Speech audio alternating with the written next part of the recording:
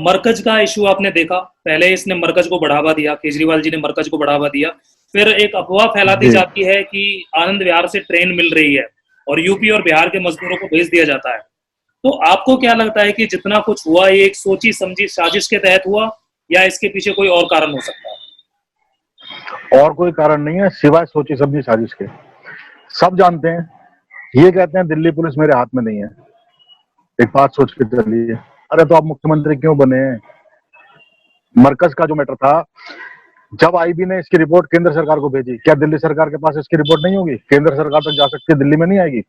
ये तो वही बात हो गई, मेरे घर में कोई कांड चल रहा है, मुझे पता नहीं चला, पड़ोसी को पहले पता चल गया। ये कहाँ का तुक हुआ? उसके बाद में ये कहते हैं मैंने 2000 मरीजों से स्टार्ट किया, अचानक 2000 मरीज टपक गए। एक पूछने वाली बात है, कोई जवाब नहीं होगा इनके पास में इस बात का। लॉजिक पूछोगे तो वही लीप अप होती रह जाएगी, या ये कह दिया जाएगा कि जी आप तो बीजेपी के एजेंट हो। इनके पास में सीधा सा फंडा होता है। इसके बाद में आपने कौन सा क्वेश्चन किया था कि मरकज के बाद में मजदूर जो आनंद विहार से इकट्ठे हुए जी। लॉकडाउन जब शुरू में चला था, हम अपने घर से बाहर भी निकल जाते थे तो हमको पुलिस वाले तुरंत पकड़ लेते थे, भाई कहाँ जा रहे हो? हम अगर कोई जायज कारण बताते थे कि ये सामान लेने जा रहे हैं, मेडिकल स्टोर पे जा रहे हैं, तो ठीक है। और ये तो आम चाल में भी पता चल जाता है आदमी कहाँ जा रहा है। हजारों लाखों की संख्या में मजदूर आनंद विहार तक पहुंच गए, किसी ने कोई रोक टोक नहीं करी। इस चीज का कहां से जवाब आएगा? रातों रात बसें चलवाई गई हैं, अनाउंसमेंट की गई है झोपड़ियों में, झुग्गी बस्तियों में जाकर के कि जी आपके लिए फ्री की सुविधा की जा रही है। इनकी प्लानिंग मैं बताता हूँ क्या थी। इनकी प्लानिंग ये थी कि अपनी मुसीबत उठा करके उत्तर प्रदेश सरकार पे डाल दी जाए, वहां पर स्थिति कंट्रोल से बाहर होगी, उत्तर प्रदेश सरकार की बदनामी होगी, हम वाहवाही लूट लेंगे। मजदूरों को ये कहते हैं मैं यहाँ रहने की सुविधा दे रहा हूँ, फ्री बिजली दे रहा हूँ, फ्री पानी दे रहा हूँ, फ्री खाना दे रहा हूँ, फिर उन्हें भागने की जरूरत क्या पड़ी? सीधा सा क्वेश्चन है, कोई जवाब नहीं होगा। उत्तर प्रदेश सरकार के जिम्मे इन्होंने सौंपने की कोशिश करी कि अपना जो मुसीबत का पहाड़ है वो वहां पर छोड़ दे दें और उसकी बदनामी होगी, हम उसका फायदा उठाएंगे। ये तो सराहनीय काम योगी जी ने किया कि रातों रात उसका प्रबंध करके उसको अपने अपने घरों में भेज दिया, वरना स्थिति इतनी विस्फोटक हो जाती कि यहाँ सड़कों पर मारकाट मचती। बिल्कुल। लेकिन धन्यवाद दूंगा मैं योगी जी का कि उन्होंने अपनी सूझबूझ से अपने प्रशासनिक तबके को साथ में लेकर के रातों रात इस चीज का सॉल्यूशन किया और ये सारी समस्या उत्पन्न होने से उन्होंने रोक लिया। लेकिन केजरीवाल जी के पास में इसका कोई जवाब नहीं होगा कि एक आदमी तो अपने घर से बाहर नहीं निकल सकता, लाख संख्या में वो लोग कमाता कहां तक पहुंच, कोई नहीं कुछ कर नवनीत भाई हो गए आपको। जी बिल्कुल जैन जी, नवनीत भाई क्या कहेंगे आप इस विषय में? देखिए ये बिल्कुल सही कहा सबने जो कहा अभी जैन साहब ने। और मरकज का जो आपने सबसे पहले क्वेश्चन करा, मरकज का जो एक मैंने कहा ना, शाहीन बाग से कनेक्टिविटी थी पूरी मरकज की, और जो मरकज में लोग बैठे थे वो कहीं ना कहीं आपको आगे आने समय में दिख जाएगा। हर चीज की पड़ताल होगी, जांच होगी, और हमारी दिल्ली पुलिस कर भी रही है, बहुत मुस्तैदी से जांच चल रही है उसकी। और आप ये देखिएगा कि ये शाहीन बाग के जैसे पत्ते खोलेंगे धीरे धीरे तो आपको कनेक्टिविटी मरकज से मिलेगी। और मरकज में कितने लोग बैठे थे, वहां किस तरह से उन लोगों को क्या नाश्ते से लेकर रात के डिनर तक क्या प्रोवाइड कराया जा रहा था, ये पूरी की पूरी जानकारी शाहीन बाग के अमानतुल्लाह को और उनके जो केजरीवाल जी हैं उनको पूरी नॉलेज थी। ये आपको आगे चल के पता चल जाएगा। मरकज में जो कुछ हुआ, जिस तरह से वो कह रहे 2000 लोगों को हमने सबसे पहले भेजा, भाई साहब मुझे ये बताइए, आपने 2000 लोगों को भेजा, आपने आगे जाकर बाकी सरकारों को आपने सचेत किया कि इन लोगों को मैं आपकी स्टेट पे भेज रहा हूँ, इनके माध्यम से जो भी होगी उसकी गारंटी मेरी होगी? आपने इस चीज का कुछ रखा आपने लेखा जोखा? और एक चीज और मैं आपको बोलना चाहूंगा कि आप जो इसमें आनंद विहार की पॉपुलेशन को चेक करना, आनंद विहार की पॉपुलेशन जितनी मिलेगी आपको, हालांकि मुझे बोलने में कोई कठिनाई नहीं है, जो बात कहता हूं उसमें 90% पॉपुलेशन आपको एक वर्ग की मिलेगी, और 10% तो सिर्फ थोड़ी बहुत आपको लगेगी शायद मरकज से लिमिटेड कुछ होंगे, वरना सारे वो लोग थे जिनकी इनको जरूरत ही नहीं थी केजरीवाल जी को, जिनके लिए इन्होंने कुछ नहीं करा। और आज भी दिल्ली के अंदर जो 12 लाख के राशन बांट रहे हैं, कोई हिंदू बता दे या कोई भी 80% लोग बता दे कि उनको टाइम से केजरीवाल जी उनको खाना, राशन या कोई चीज पहुंचा रहे हैं। ऐसी बहुत सारी चीजें हैं, आप देख लेना, आगे आके समय पता चल जाएगी। लेकिन बाहर की हमारी जो योगी सरकार है और सरकार है हमारी, जो योगी जी कर रहे हैं, वो किसी चीज का भेदभाव नहीं रख रहे। या केजरीवाल जी बिल्कुल एक तरफ से पूरा भेदभाव रखते हैं। जब यहाँ दंगे होते हैं, झगड़े होते हैं, तो केजरीवाल जी सारा ठीकरा मोदी जी पे तोड़ते कि कहते हैं जब शाहीन बाग की बात होती है तो आपके पास पुलिस है, आप उठाइए पुलिस को। उन्होंने अभी तक भी ताहिर हुसैन के लिए एक शब्द नहीं बोला, मरकज के खिलाफ एक शब्द नहीं बोला। जो अभी जो साद को गिरफ्तार करने वाली बात है, उसके लिए भी अभी तक वो कैमरे पर नहीं आए हैं, आज तक क्यों नहीं बोला उन्होंने। तो ये सब चीजें उन्हीं के, मतलब एक मैंने कहा ना, ये सारा संयोजक था, इन लोगों के माध्यम से सोची समझा था। और ये तो इनके कहते हैं ना, ये कोरोना जो काल आया है इनके लिए तो बहुत ही गलत आया है। ये लोग सोचते तो बहुत, दिल्ली को पूरा आग लगा के सब कुछ कर देना था इन्होंने, एक तरह का कश्मीर कांड करवाना था। जैसे मैं कहूंगा एक कश्मीर कांड हुआ था, वो दिल्ली में भी होना था। वो तो कोरोना की मार ने इनके मंसूबों पे पानी फेर दिया, जी ऐसा मेरा मानना। नवनीत भाई, तरुण जी आपसे थोड़ा सा क्वेश्चन में ट्विस्ट कर दे रहा हूँ इसको। आपको क्या लगता है कि जब मरकज में लोग आए तो उनको एक इस तरह से ट्रेंड किया गया कि वो शहर में अलग अलग जगह तक पहुंचे?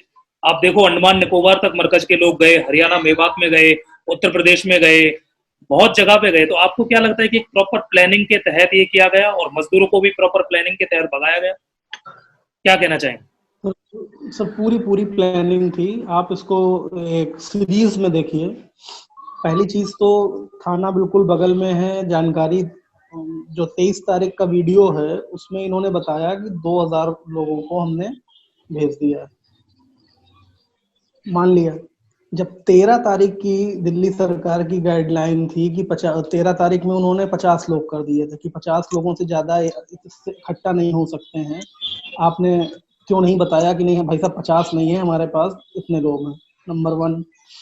नंबर 2, इन्होंने 13 से 22 के बीच में ही ये प्लान तैयार हो गया था कि इन लोगों को अलग अलग जगह पे शिफ्ट करना है। इन्होंने जब देखा कि 22 को लॉकडाउन लग रहा है, उसके पहले कुछ चर्चाएं हो रही थी कि शायद तालाबंदी होगी, लॉकडाउन लगेगा, वहीं से इनका प्लान एग्जीक्यूट हुआ था।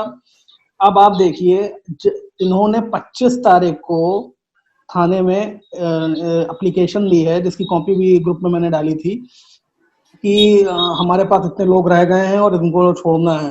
तो क्या 22 से 25 तक इंतजार कर रहे थे?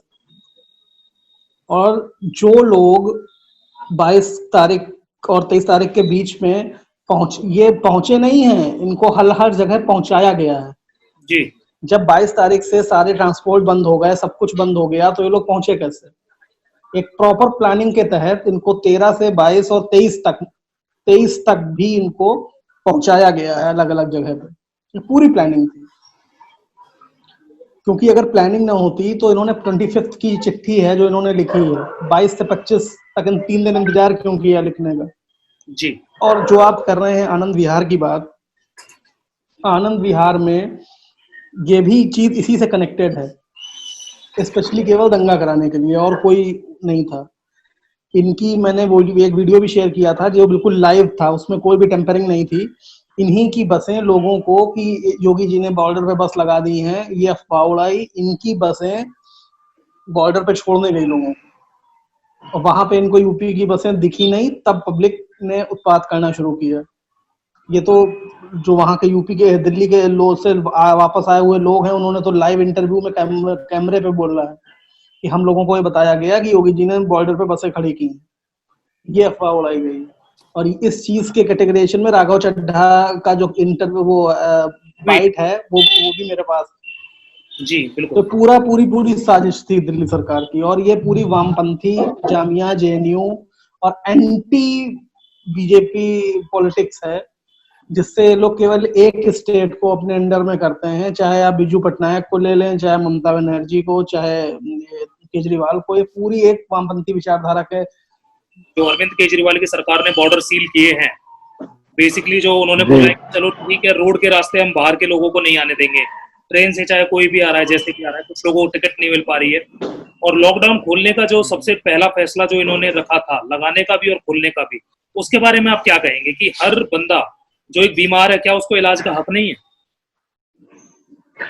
सर ये तानाशाही है, ये मोदी जी को कहते हैं तानाशाही कर रहे हैं, ये तो सीधी सीधी तानाशाही हो गई। आप एक काम कीजिए ना, बॉर्डर सील कर दीजिए, दिल्ली के अंदर आने के लिए पासपोर्ट सेवा शुरू कर दीजिए कि दिल्ली में आना तो पासपोर्ट और वीजा लगवाना पड़े। वैसे ये गरीब गरीब चिल्लाते हैं, क्या किसी गरीब को हक नहीं है अगर वो कहीं बीमार है, किसी दूर दराज के क्षेत्र में, वहां उसको इलाज की सही सुविधा नहीं मिल पा रही? दिल्ली देश की राजधानी है, सब जानते हैं। यहाँ पर अच्छे से अच्छी मेडिकल फैसिलिटीज मौजूद हैं, सब जानते हैं। तो क्या किसी को हक नहीं है कि वो अच्छी मेडिकल फैसिलिटीज का उपयोग कर सके? क्या सिर्फ इस नाते कि वहाँ दिल्ली में केजरीवाल जी कुर्सी पर बैठे हुए हैं तो वो जिसको चाहेंगे आने देंगे, जिसको नहीं चाहेंगे उसको नहीं आने देंगे? बात आई केजरीवाल में आना चाहेगा तो नहीं आने देंगे, कोई इनका चहेता आ जाएगा हेलीकॉप्टर से 1 मिनट में बुला लेंगे, वहां का लॉकडाउन लगाएंगे ये? जी दूसरी बात, किसी भी रोहिंग्या को यहाँ से आपने देखा होगा सारे मजदूर भागे हैं, किसी को खाना नहीं मिल रहा, किसी को रहने के लिए घर नहीं मिल रहा, वो तभी भागेगा। या दिमाग नहीं है, उकसावे में आ गए तो भागेगा। कोई मुसलमान तो भागता हुआ नहीं देखा मैंने। खुले शब्द इस्तेमाल करूंगा, कोई इसमें अतिशोक्ति नहीं है। किसी मुसलमान को आपने देखा कहीं से भागा हो? शाहीन बाग जैसे इलाके में इन्होंने 2-2 महीने 3-3 महीने बैठा करके लोगों को खाना खिला दिया। अब ये ड्रामा कर रहे हैं कि मैं बॉर्डर सील कर दूंगा। मेरा फिर वही प्रश्न आता है, बॉर्डर आपने सील कर दिया, कोई बीमार आएगा तो एम्बुलेंस आएगा। आजकल गाँव में एम्बुलेंस मौजूद है, उसको तो कोई नहीं रोकेगा। तब आप क्या करेंगे? दिल्ली के बेड आप ये कह रहे हैं कि मैं दिल्ली के बेड खाली रखूंगा अपनी दिल्ली की जनता के लिए। कौन सी जनता के लिए खाली रखेंगे आप? कहाँ तक रोक लेंगे? ये सब ड्रामेबाजी है, सिवाय अपनी अपनी नाकामियों को छुपाने के लिए लीपापोती कर रहे हैं, नथिंग एल्स। तरुण जी, आपका क्या कहना है? सर, ये बॉर्डर सील करने का जो इसका वो है, ये केवल और केवल जो है इसका मेडिकल से कोई लेना देना नहीं। मेडिकल क्योंकि ये आप भी देख रहे हो कि कोरोना की वजह से केवल कोरोना ही पेशेंट इस समय आ रहे हैं, ना ही ज्यादा हॉस्पिटल्स में ओपीडी बंद है, नॉर्मल पेशेंट भी नहीं आ रहे हैं जिनको, क्योंकि उनको खुद महीने भर का टाइम या 2 महीने की वेटिंग मिलती है हॉस्पिटल से। बहुत ही इमरजेंसी केस है, केवल वो आ रहा है। इसका सबसे बड़ा करने का कारण ये है अव्यवस्था फैलाना, और कुछ नहीं। क्योंकि इसको पता है कि सारी अधिकतर मल्टीनेशनल कंपनीज के कॉर्पोरेट ऑफिस गुड़गांव में है। नोएडा का व्यक्ति गुड़गांव जाएगा, कैसे जाएगा? बिल्कुल। कुछ गुड़गांव या हरियाणा के लोग, फरीदाबाद और के लोग नोएडा भी आते हैं, क्योंकि कुछ के कॉर्पोरेट ऑफिस नोएडा में भी हैं, ग्रेटर नोएडा में भी हैं। तो केवल और इसका केवल अव्यवस्था फैलाना है, क्योंकि सबको पता है कि केवल मजदूरी ही नहीं, मजदूर की तो जो काम कर रहे थे उनको तो कुछ को सैलरी मिली, कुछ को नहीं मिली। लेकिन अब कंपनीज भी अभी तक 30% दे रही थी, अब उन्होंने साफ बोल दिया है कि अब अगर आप नहीं आएंगे तो आपकी सैलरी बिल्कुल भी नहीं जाएगी। मेरी भांजी है, वो उस समय दिल्ली में ही है पोस्टेड, एयरपोर्ट पे उसकी जॉब है, तो उसी से मुझे पता चला जी। तो अब ये केवल अव्यवस्था फैलाने के लिए किया गया है, इसका मेडिकल से कोई लेना देना नहीं है कि बेड खाली नहीं है, ये नहीं है। क्योंकि आप देखिए, इसमें अब बुरा मानने वाली बात नहीं है, ऐसा सेंसिटिव विषय है।